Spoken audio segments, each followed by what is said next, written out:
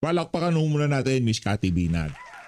Sa ikatlong araw ho na isinasagawang rally ng ating mga kababayan dyan sa Liwasang Bonifacio, muli ho nagsalita itong si Ma'am Cathy Binag. Pero bago yan, isang like at isang subscribe, masaya na ho tayo dyan at sa mga gusto sumali sa ating community.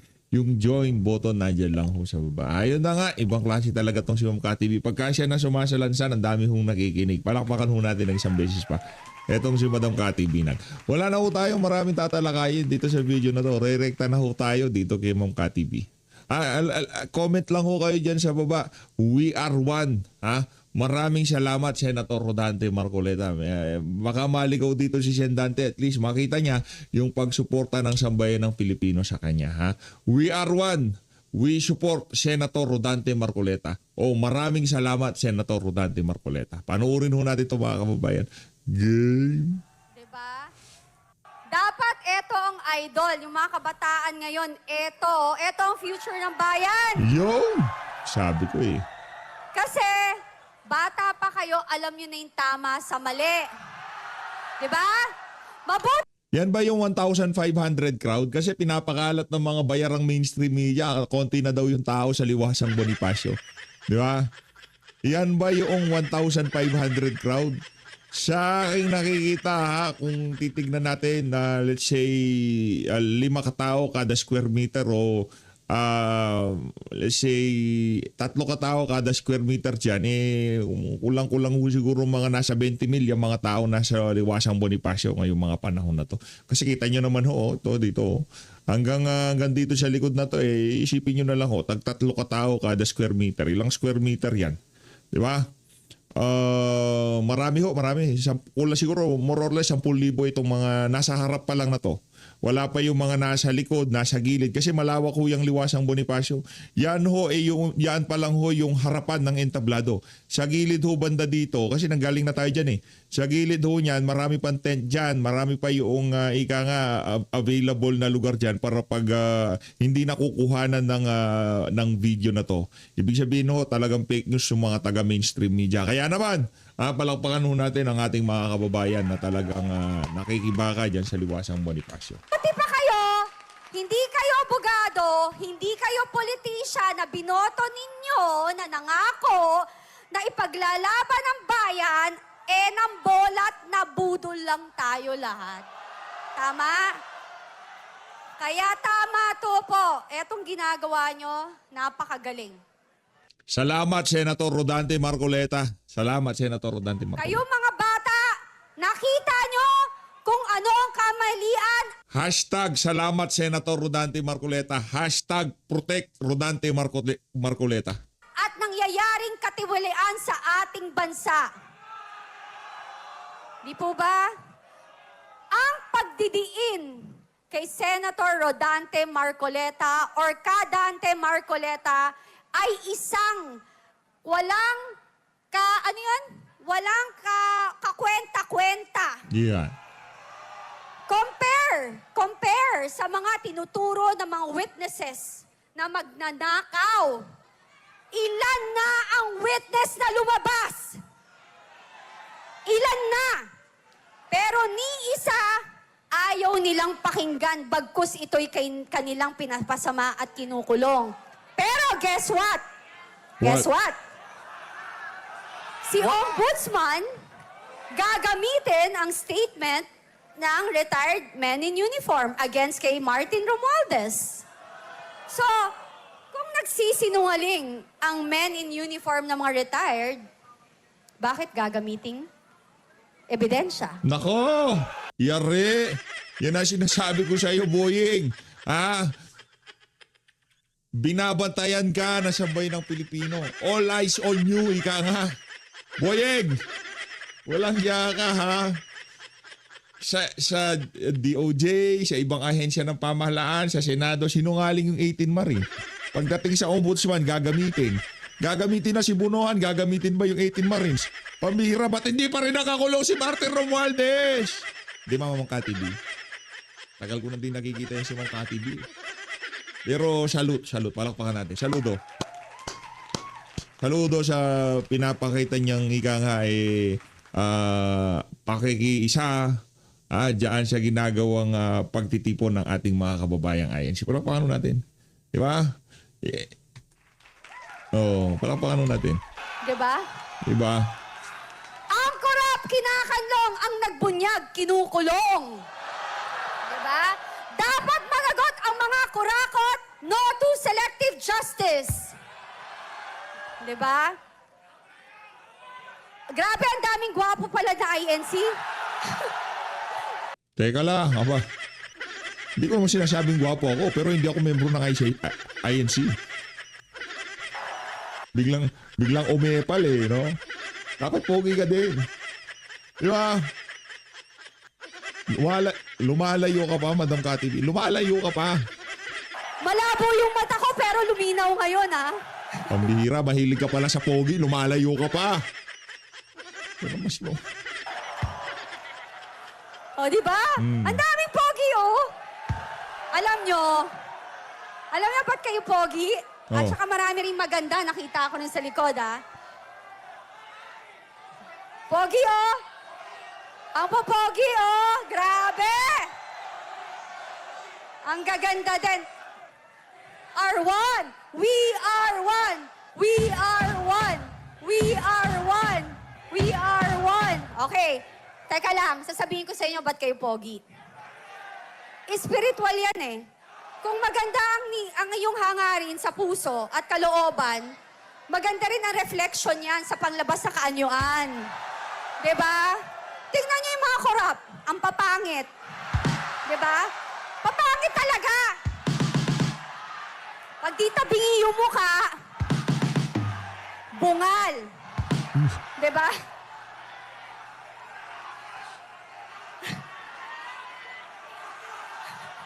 Bungal. Diba? Oh, sasabihin nila, feeling ako. Cute naman ako kaya pwede na. Lord, thank you. Thank you for the blessing na may pagka-cute ako. Pero talaga namang ang pangit talaga nila kasi ang sama ng ugali nila, mga magdanakaw sila. Yun kasi yun. Ngayon, panawagan natin sa ating mga politiko na ating binoto at pinagkatiwalaan. This is your time. Redeem yourself.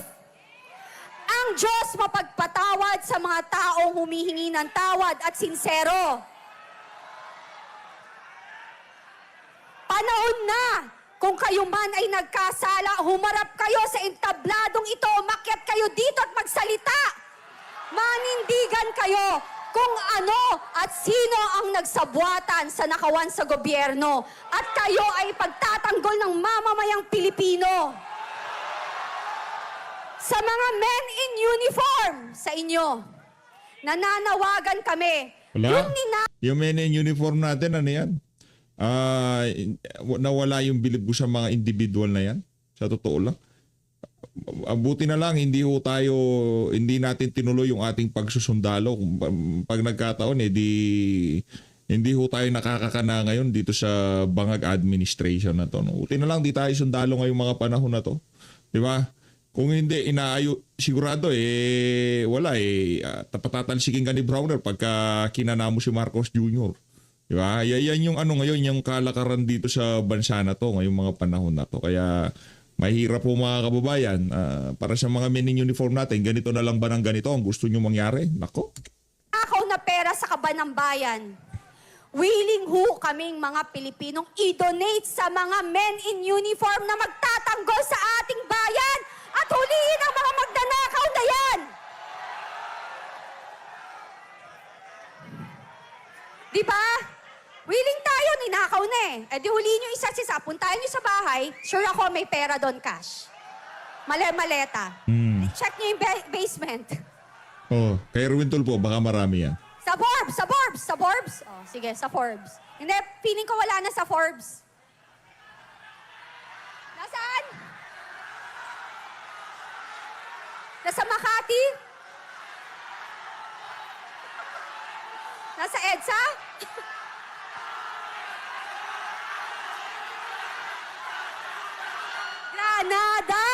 Granada! Oo nga naman, nasa Granada. Diba? Diba? Kasi may delivery daw doon. Di ba?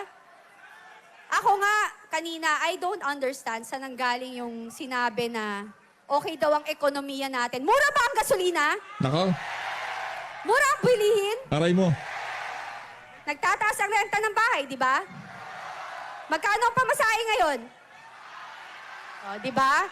Grabe! Di ba? Hindi totoo. Puro kasinungalingan. Alam mo ba't di nila nararamdaman yung mahal? Kasi yung perang ginagastos sila, hindi kanila. Di ba? Nakaw eh. Di ba kagabi sabi ko nga sa inyo, kalyo yan eh. Sa kakapalan ng mukha nila, kalyo na sila. Kahit anong tanggal mo, the more mong tinatanggal, kumakapal pag bumabalik. Di ba? Kalyo. Di ba? Kalyo. Pero alam mo, di ba sabi natin, buhaya sila. Hindi na ho. Hindi na ho, buhaya. Hippopotamus na! Di ba? Nakita nyo, nagtatabaan eh. Di ba? Hipo. Baka sabihin nila, hipo. Hindi, hippopotamus. Di ba? Ang laki. Alam niyo po yung hipo, di ba? Ang laki ng ano, pag nanganon. Di ba? At saka kapal din ang balat nun. Di ba? Buhaya. Hindi na nanalo yung hindi na nanalo yung buhaya sa hippopotamus, kaya doon lang tayo sa hipo, sa kakapalan. Grabe, no? Saan ka nakakita ng ganitong pagsasama? INC lang nakakagawa nito. Di ba? At eto na naman, ang mainstream media, nuknukang sinungaling. Nuknukang sinungaling. Napakasinungaling eh. Ganyan na ba? Nanggigigil ako sa mainstream media. Mukha bang 1,500 yan? Kapal na mukha nyo, ha? Kababa ang pagkatao ng iilan sa inyo na isinanla nyo na ang kaluluwa ninyo sa demonyo at kaya nyo na magsinungaling? Grabe, Galit na tong si Mong Kati hindi B. kayo naawa sa mga anak ninyo. Pinakain yung pera na galing sa nakaw. Boom! Kakapal, di ba? Alam nyo, kayo, ang sarap ng buhay nyo ngayon. Akala nyo lang. Pero bukas makalawa, pa-check up kayo lahat. May sakit kayong walang lunas. Yan ang karmang tumatama sa mga taong mga sinungaling, magnanakaw at kumakampi sa mga demonyo. Grabe. Hindi ako INC, pero mukhang malapit na talaga. malapit na. Tatapusin lang ho natin tong laban na to. Malapit na. Naging protestante na ako. Born again Christian ako. Born Catholic ako. Pero eto, very inspiring. No ako dyan, no comment ako dyan. Shot call yan ni Ma'am Kati Binag.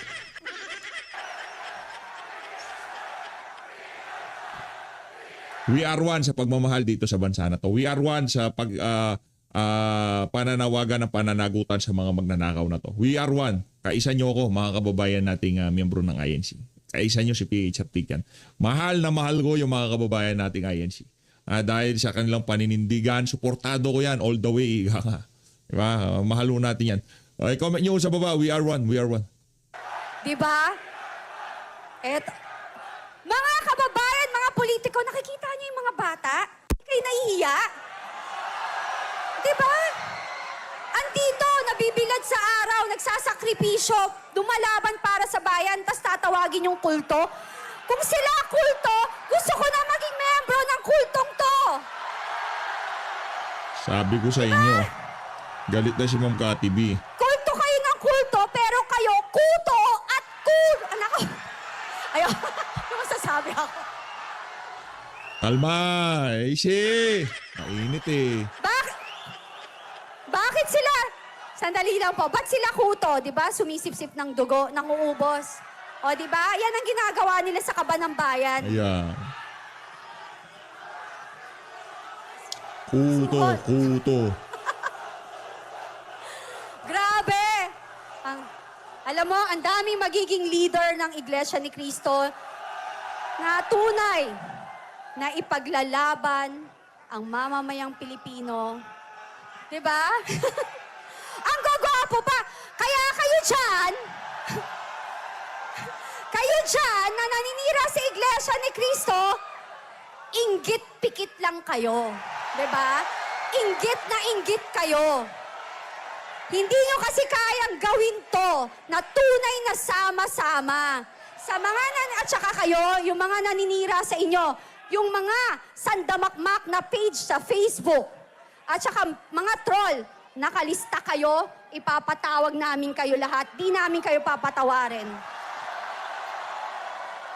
Hindi pwede. Sobra na kayo. Sabi nga na sa Bible, di ba? Di ba meron tayong mga anghel na kapag nakakita ng demonyo, hindi pinapatawad, kinikitil agad at inuubos. Ganun dapat. So mamili kayo, mga politician. Sino kakampihan nyo? Ang Diyos sa langit o ang demonyo dito sa ating lupa?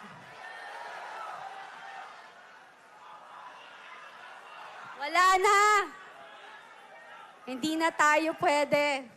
Hindi na pwede to. I do not forget. Exactly, we don't forget ang mga kalokohan, kasinungalingan, Sana nandiyan si Atty. Rowena Guanzon, no, para marinig din natin siya. at kahirapang idinulot nila sa mamamayang Pilipino. May bagyong darating na naman. 'Di ba? May bagyong darating na naman. We are one.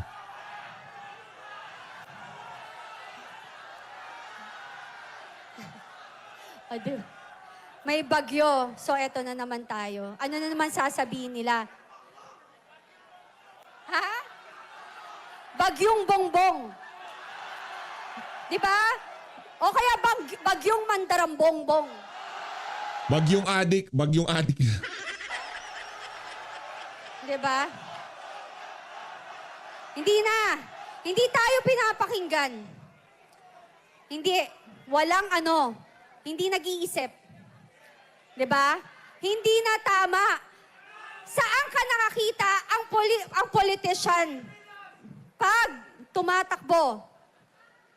Halos lumuhod sa atin lahat at mangako. 'Di ba? Lahat, langit at lupa, universe, kung pwede lang sungkitin yung buwan ibibigay sa atin. Pero pag nanalo na, nasa na tayo lahat? Wala. So sa darating na eleksyon, matalino kayo. Ang INC hindi makakalimot. Yung mga dati, pinagbibigyan nila. Ang INC ay pinagbibigyan ang mga nagkakamali. Pero this time, hindi na pwede. Mapagpatawad, mapagbigay, nakakaintindi. Dahil yan nasa Biblia. Pero hindi na natin pwede po. Hindi ako INC. Sa aking opinion, hindi na ako magpapaloko. Ayoko na! Tama na! Ang nakawan sa kaban ng bayan! Tigilan na ang matatamis na salita! Tigilan na ang kasinungalingan! At ako, sa inyong mga magnanakaw, sa mainstream media na mga sinungaling at mga bayarang troll at sinungaling, tatama ang karma sa iyo simula sa minutong ito. Maraming salamat po, INC! Bilib po ako sa inyo, bow po ako, mataas po, respeto ko. Respeto. Punta na ho tayo dito kay Atty. Harold Respicio. Speaking of respeto, Respicio, interview ho niya dyan sa DZAR 1026 News.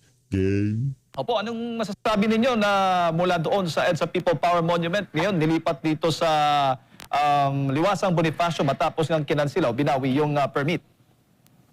Okay lang yan, basta malaya tayo makapagsalita. Ngayon po, pupunta po ako sa Liwasang Bonifacio para ipahayag ang aking suporta para kay Senator Mark Coleta dahil hindi pwede na hindi pantay ang kanilang pagpapatupad ng batas.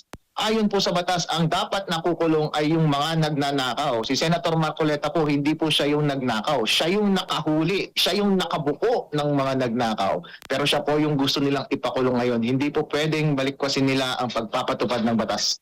Opo. Sinabi ni Pangulong Bongbong Marcos Jr. bago po siya umalis papuntang Canada na hindi po siya nag-aalala sa INC na tuwing nagsasagawa po ng rally dahil alam niyang hindi magkakaroon ng gulo.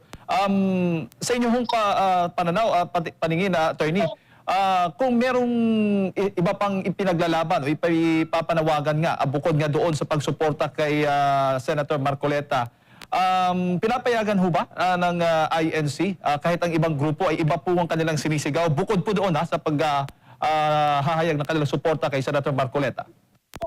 Tama po kayo. Ang slogan po ng rally na ito ay We Are One. Hindi ibig sabihin na INC lamang ang kasali. Kasama po lahat. Welcome po ang lahat at welcome po ang lahat ng mensahe. Dahil iisa lang naman po ang damdamin ng bawat Pilipino at yun ay itigil na ang korupsyon sa ating bansa.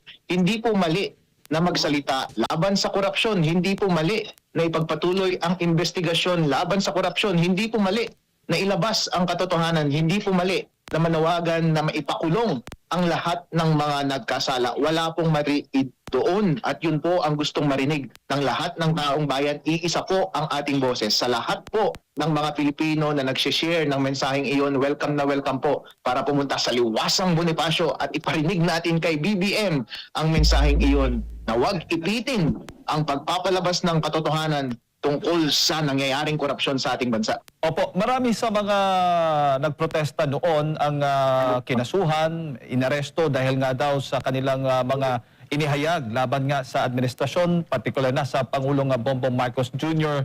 May kasong inciting to sedition, may kasong, may itinuturing sila mga destabilizers din. Attorney, saan ba lulugar, paano ba dapat balansehin ng taong bayan ang kanilang pagpapahayag? Dapat ba may limitation? Paano ba para sa kaalaman ng lahat? Huwag po tayong matakot dito sa administrasyong ito dahil nangiipit lamang sila. Ako po mismo ay may kaso na inciting to rebellion, inciting to sedition. Pero mali po ang kaso na ipinataw nila sa akin, ganoon din sa kaso na ipinataw nila kay Senator Marcoleta, ganoon din kay Lean Lebiste, ganoon din kay Kiko Barsaga. Lahat po ng mga kaso na iyon ay unmeritorious dahil po malinaw ang nasa saligang batas. Malaya po tayong magsalita at i-criticize ang ating gobyerno kapag ninanakaw na nila ang ating pera. Ang limitasyon lang po ng Revised Penal Code pagdating sa inciting ay huwag kang manawagan na saktan natin yung mga tauhan ng gobyerno. Huwag kang manawagan na sabihin mo sa taong bayan na hindi na sila sumunod sa batas. Hindi naman po yun ang pinananawagan namin. Ang pinananawagan namin ay itigil ang korupsyon sa Pilipinas, ipagpatuloy ang investigasyon tungkol sa korupsyon, ipakulong at sampahan ng kaso ang mga natagpuang nagkasala at huwag nating pigilan na ilabas ang katotohanan. Kung ang ibig sabihin yan ay dapat managot sila Zaldico, sila Romualdez, sila BBM, dahil siya naman ang in charge doon sa executive. Sabi nga ni Romualdez, ayun ay consequence ng aming mga pahayag at wala pong illegal doon dahil pwede nating i-criticize ang ating gobyerno kapag hindi tama ang kanilang ginagawa. Kahit na manawagan tayo na mag-resign si BBM, na nagkamali si Boying Remulla, na nagkamali si John Vic Remulla, na mali ang ginagawa ni Matibag ay hindi po yun illegal dahil kalayaan po natin na magsalita at lumaban sa korupsyon dito sa ating bansa at huwag nating payagan na magpatuloy sila sa kanilang mga maling gawain. Opo, at hindi naman po ipinagbabawal ng pamunuan ng INC yung mga ganung mga pahayag so far sa inyo pong pakikipag-coordinate doon po sa pamunuan na itong organizers ng rally dyan po sa Liwasang Bonifacio. Wala pong mga ganung pagbabawal. Opo. At attorney, ngayon nga ay nasa ibang bansa si Pangulong Bongbong Marcos Jr. habang itong pagtitipon ay sinasagawa dito sa Liwasang Bonifacio. Ano naman po ang inyong masasabi? Oh, well, good luck, sir. And keep us safe dito sa aming pagrarally ngayon. Sana po ay gawin ninyo ng maayos ang inyong trabaho. Kung sino po sana ang natagpuan na nagkasala, sila po sana ang makasuhan. Hindi po kami na nag-voice out lamang ng aming criticism laban sa iyo. Dahil hindi mo po maitatanggi ang iyong accountability, Mr. BBM, Mr. President. Kayo po ang itinuturo ni Romualdez, kayo po ang tinuturo ni Zaldico, umamin na po yung dalawa. Bakit po lahat kayo ay hindi napapanagot? Bakit po ang inuutos ninyo ay ipakulong pa ang aming pinuno na siyang nangunguna sa investigasyon laban sa korupsyon. Mali po ang inyong ginagawa. But at any rate, sir, pabayaan nyo kaming mag-rally dito. Karapatan po namin yan. Watch na lang po kayo. Opo. Attorney, bago ko lang ipasok kay Partner Admar, may pahayag ang Ombudsman, Boying Rimulya, na tuloy ang paghahain po ng kaso laban po kay Senador Marcoleta sa kabilangan itong mga pagtitipon, mga rallying ginagawa simula pa doon sa EDSA People Power Monument. At sabi pa ng ilan, palpak daw, hindi daw nagtagumpay dahil itutuloy na nga ng Ombudsman itong kaso laban sa Senador. Dituloy din po kami sa aming pagrarally at personally po, hindi po ako papayag na maaresto si Senator Marcoleta. At alam ko po na maraming Pilipino, hindi lamang ang iglesia, na ang damdamin ay hindi nila kayang atimin ang ganitong pagbabaliwala ng ating batas. Ang ganilang pagpapatupad ng selective justice, hindi po pwede na yung leader namin na siyang nag-umpisa at nagpapatuloy ng investigasyon laban sa korupsyon, ang tanging nais niya lamang ay malaman ng katotohanan at mapanagot ang lahat ng nagkasala, ay siya pa ang ikukulong. Habang yung mga natagpo ang nagkasala at umamin, ay hindi ipapakulong at hindi kakasuhan at ginagawa pang star witness. Yan po ba ang tamang pagpapatupad ng ating batas? Balikwas na ba ang pagpapatupad dito sa bansang Pilipinas? Sa tingin ko po ay oo. At yan po ay sapat na dahilan para ako ay manatili dyan sa Liwasang Bonifacio at hindi ako titigil hanggat hindi sila magbago ng kanilang posisyon patungkol sa kanilang pagpapatupad at pag-aresto kay Senator Marcoleta. At alam ko po, marami dyan sa Liwasang Bonifacio ngayon, ganun ang damdamin. Hindi po talaga kami papayag na arestohin ang aming leader. Dito lang po kami. Tingnan po natin kung saan makakarating ang aming aktibidad. Attorney, magandang hapon, si Admar po ito. Ginigiit ng mga kalahok nga dyan sa rally mula People Power Monument hanggang dyan po sa Liwasa na mayroong selective justice. Dinay ito ng Pangulo bago pa siya pumunta sa Canada. Meron po bang pananagutan kung mapapatunayan nga o paano mapapatunayan itong selective justice po, attorney, dahil na ang naririnig natin na weaponize na rin yung iba't ibang mga branch of government Yun natin yun pagdating sa mga kritiko ng administrasyon. Ang selective justice implementation po ay malaking pananagutan po yan sa batas. Ang isinumpa pong tungkulin ng ating Pangulo ay to execute all the laws of the Philippines at kasama po dyan ang pag-prosecute ng lahat ng nagkakasala. At implicit po dyan ay dapat pabayaan yang magkaroon ng investigasyon tungkol sa korupsyon dito sa Pilipinas. Kaso nga lang, kung ang inuutos niya sa kanyang departamento ay pakawalan ang mga nagkasala, itinatanggi niya ang kanyang responsibilidad na sila ay kasuhan at ipakulong. Pagkus ang kanyang ipinapakulong ay yung mga taong kumokontra sa kanya, ang mga nagsasalita laban sa kanya. Yan po ay malinaw na pagbaliktad sa kanyang tungkulin na ipatupad ang lahat ng batas dito sa ating bansa. Dapat po siyang managot. Opo. Dito naman po sa issue po ng flood control, no, nabanggit mo na nga na si dating Secretary Bonoan ay magiging state witness. Nagtutugma po ba ito sa tingin niyo po sa mga investigasyon po na ginawa pa mula noon hanggang sa panig ni Senador Rodante Marcoleta hanggang sa iba pang mga investigasyon, or mahahalata na talagang may plano sila na may pagtakpan sa pamamagitan nitong kay Secretary Bonoan? Halata ko na mayroong pinagtatakpan na tao. Simula po nung umpisa na nagkaroon ng flood control investigation, napangalanan na po lahat ng tao. At umamin na po sila. Umamin na si Saldico, umamin si Romualdez. In fact, tinuturo nga nila si BBM. Lahat sila, ang kulang na nga lang, isampa na natin yung kaso sa Sandigan Bayan. Pero anong ginagawa nila? Yung mga kaso kuno nila ay nandun pa rin sa preliminary investigation doon sa ombudsman. Wala pang ine-elevate doon sa Sandigan Bayan. Therefore, wala pang warrant of arrest, wala pang criminal trial. Ang inuuna pa nila ay yung criminal trial and arrest ng namuno ng Blue Ribbon investigation na si Marcoleta. Hindi po pwede yun. Ngayon po, sa ginagawa nilang state witness, yung mga dapat na ginagawang primary accused doon sa mga criminal cases ng plunder at pagnanakaw ng pera ng taong bayan. Kapag sinabi mo pong state witness, ibig sabihin umaamin ka na siya ay nagkasala. At kapag sinasabi mo rin na state witness, hindi siya yung pinaka nagkasala. So kapag inamin mo na si Secretary Bonoan ay state witness at nagkasala, so sino ang mas nagkasala sa kanya na dapat niyang ituro? O wala ka namang in-identify. Si Saldico ba? Si Romualdez ba? O si BBM? Pero kapag dineklara mo ang isang witness na state witness, ang magdedeklara niyan is yung criminal trial court. O nasaan yung kaso mo ngayon in which magi-state witness si Bonoan? Sino ang primary accused mo doon? Wala naman.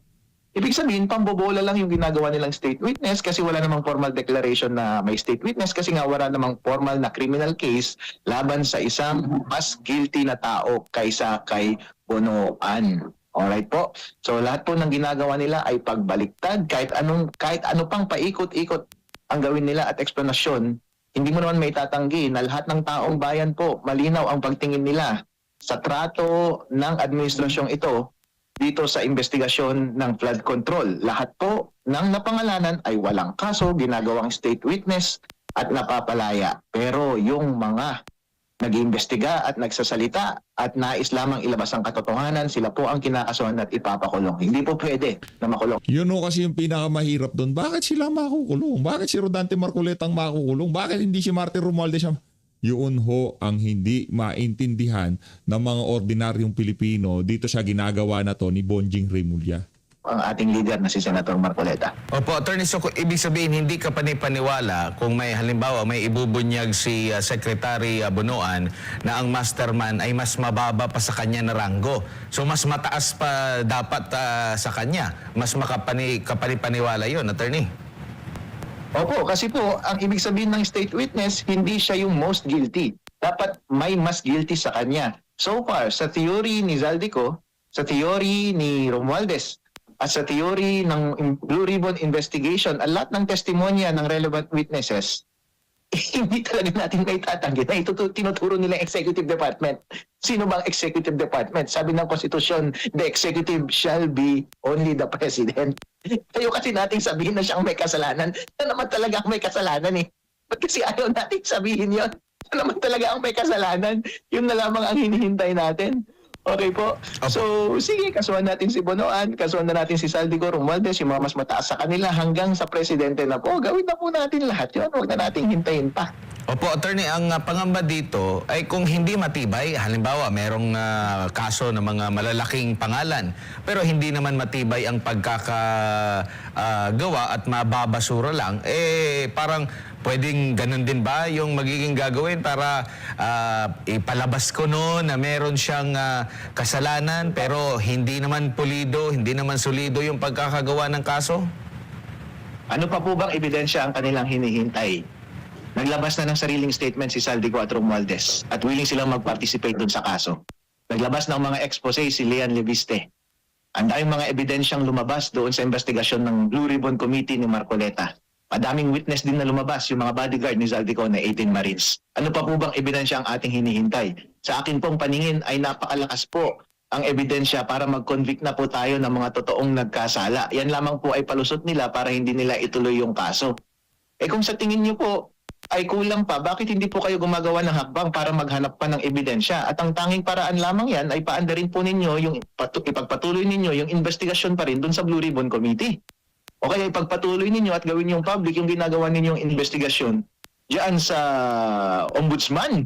O kaya i-elevate nyo na nga sa Supreme Court ay sa Sandigan Bayan dahil meron naman ng reasonable conviction, ay si reasonable belief na mako-convict yung mga tao dahil sufficient na yung mga ebidensya. In other words po, kapag sinasabi nila na wala pang kaso dahil baka mahina pa ang ebidensya, bago kami maniniwala sa inyo, ay pakita nyo muna na sincero kayo na aktibo kayong magkalap ng ebidensya at hindi ninyo pinapatahimik at ipinapatigil yung mga aktibong investigasyon laban sa flood control scandal, hindi nyo kinakasuhan at pinapatahimik at ipinapakulong yung mga nagsasalita laban sa flood control corruption. At sana po kami, ako, si Leon Leviste, si Kiko Barsaga, si Mike Defensor at si Senator Marcoleta, sana po ay wala kaming kaso at hindi kami in danger na makulong.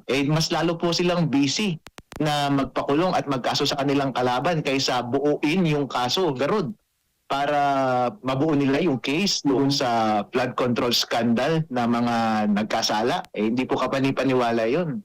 Opo, natanong ko po yun kasi mayroon pong puna ang ating mga kababayan kasi nung una nung hindi pa pumapalit or naglumilipat ng posisyon si Senator Joel Villanueva, sa pahayag ng ombudsman, kumpiyansang-kumpiyansa, within 2 weeks daw, masasampahan na ng kaso. Tapos, ang pinaka-latest, biglang humina kasi hindi daw sila satisfied. Yung mga ganun mga pahayag po, attorney.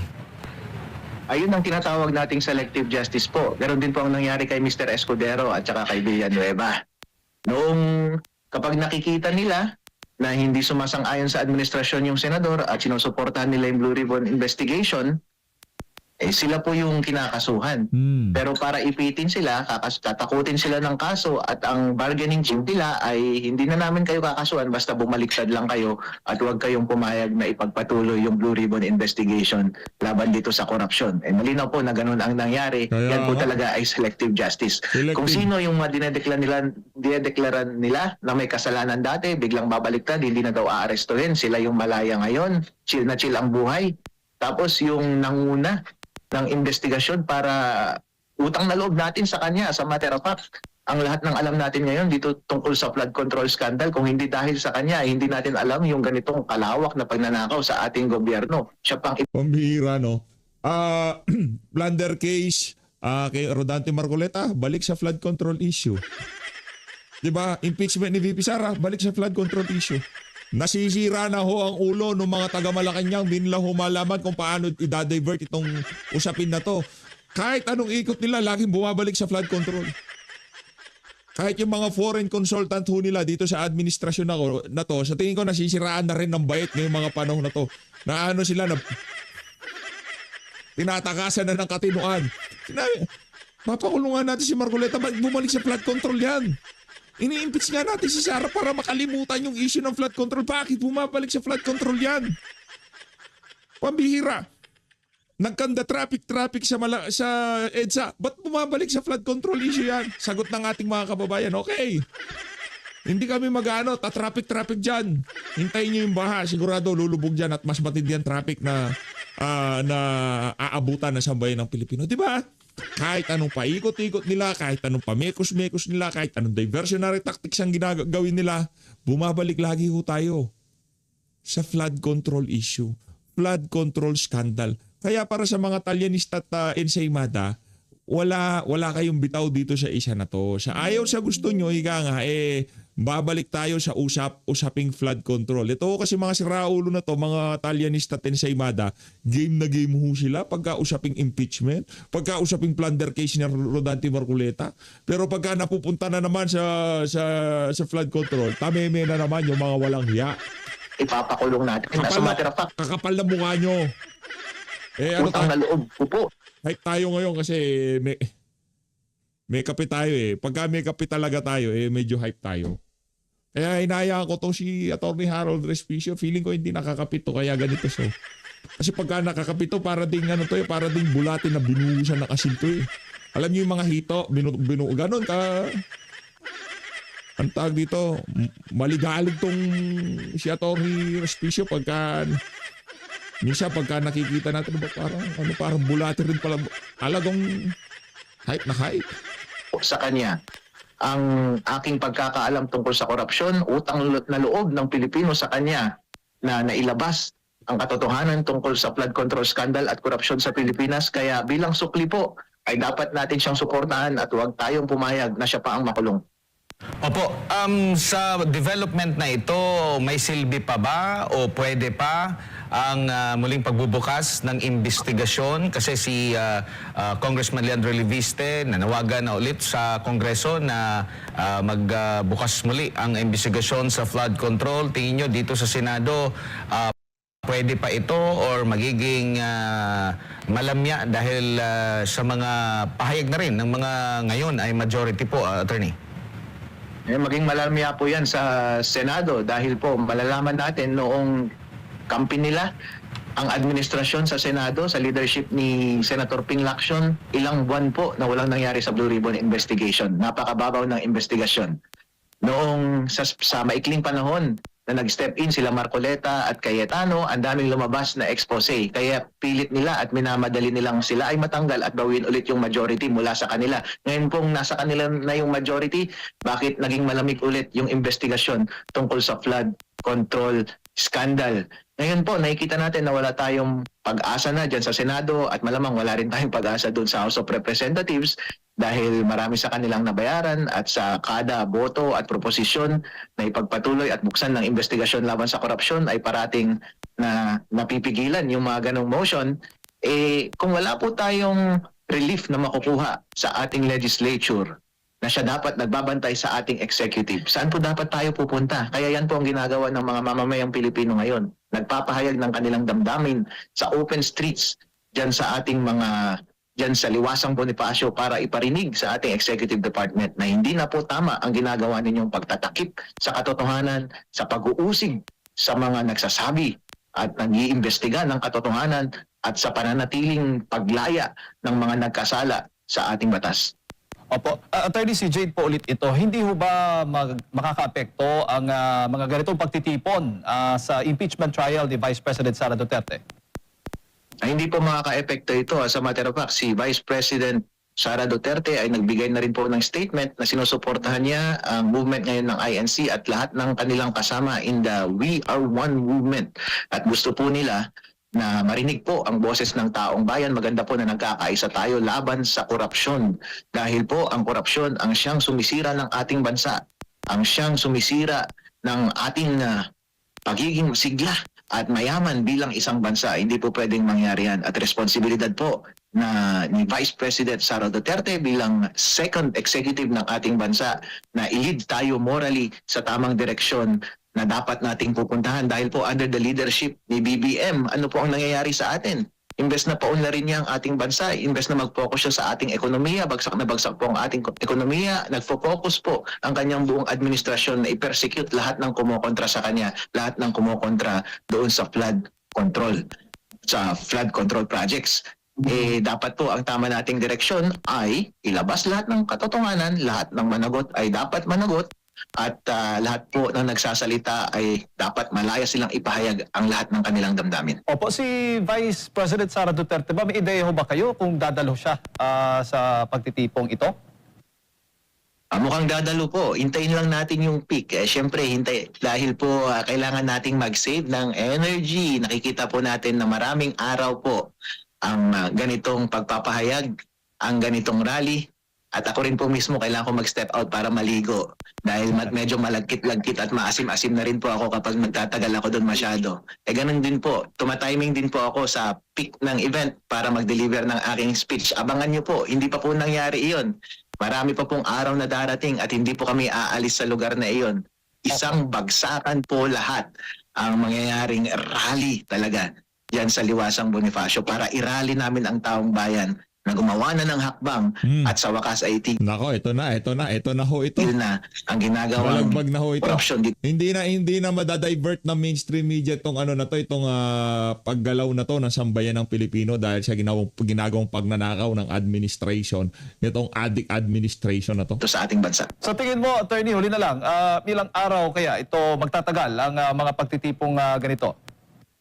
Indefinite po. Dahil ang damdamin ng taong bayan na lumaban ay indefinite at willing po ang buong mamamayang Pilipino na ialay ang kanilang buhay, ang kanilang lakas, pawis at dugo para po tayo ay iligtas mula sa korupsyon dito sa ating bansa dahil hindi na po tayo pumapayag na magpatuloy ang ganitong sistema kung saan ang mga nasa makapangyarihan ay malaya nakapagnanakaw ng pera ng taong bayan at kapag dumating na ang panahon na sila ay mapanagot, sila po ay nagiging malaya at ang pinapakulong po ay yung mga nagsasalita laban sa kanila. Hindi na po tanggap ng taong bayan ang ganitong sistema kapag ako lang po ang masusunod at kapag sila lang po ang masusunod, indefinite po yan. Hanggat walang pipigil sa amin, nandyan po kami hanggat hindi nagbabago ang sistema ng Pilipinas. Opo. Attorney, siguro huling mensahe po ninyo sa lahat ng ating mga kababayan na nanonood po at nakikinig sa mga oras na ito sa inyo. Mga kababayan, mga Pilipino, pupunta po ako sa Liwasang Bonifacio mamaya at araw-araw po akong nandyan. Magsama-sama po tayo at i-enjoy po natin. Don't bend the law, yun lang. Don't bend the law. Magkakasundo tayo dito. Basta, don't bend the law. Ayun na nga mga kababayan. Maraming salamat sa pagsuporta sa PH Update sa mga kababayan nating nandiyan sa Liwasang Bonifacio ngayon. Maraming salamat sa pakikibaka para mailagay sa tamang direksyon itong bansa na to. Wala nang problema kung gustong tapusin ni Marcos Jr. ang paramuno niya. Diba? Sinabi naman natin dito sa PH Update. Hindi tayo para doon sa mga extra constitutional na paraan para matanggal siya o kung ano pa man. Ayaw na hindi. Kasi madugo yan. Ayaw nating may nasasaktan. Ang gusto lang natin mangyari dito, ituloy yung mga dapat ituloy. Panagutin yung mga dapat panagutin. Kaso itong si Adik, ayaw niya ata. Ayaw, nasa ano siya ngayon? Nasa Canada. Di ba, Adik, lasing sa kapangyarihan si Marcos Jr. ngayong mga panahon na to. Kaya, sambayan ng Pilipino, magkaisa ho tayo. Diba? Suportahan ho natin ang panawagan ng mga Muslim, Protestante, INC, mga progresibong grupo, mga pribadong individual na nasa Liwasang Bonifacio ngayong mga panahon na ito. Hindi na lang ho INC Kasi kung INC lang yan, pangatlong araw na ho ito, karamihan ng mga kababayan nating INC medyo umano na yan. Napapagod din naman. Tao yan, di naman mga robot, makina yan, di ba? Napapagod yan. Kaya tayo naniniwala, marami ng grupo ang nasa Liwasang Bonifacio, nagtitipon-tipon, nagtutulong-tulong para mailagay sa tamang direksyon itong bansa na to. We are one. Hashtag sa baba. Hashtag We Are One. I-comment nyo. Maraming salamat. Mag-ingat po kayo lahat para mag-viral yung hashtag na We Are One. Para maramdaman ng mga adik na sa Malacanang na higa nga nagkakaisa na sa bayan ng Pilipino laban dito sa mga adik at magnanakaw na to. Pahalin ho natin ang Pilipinas.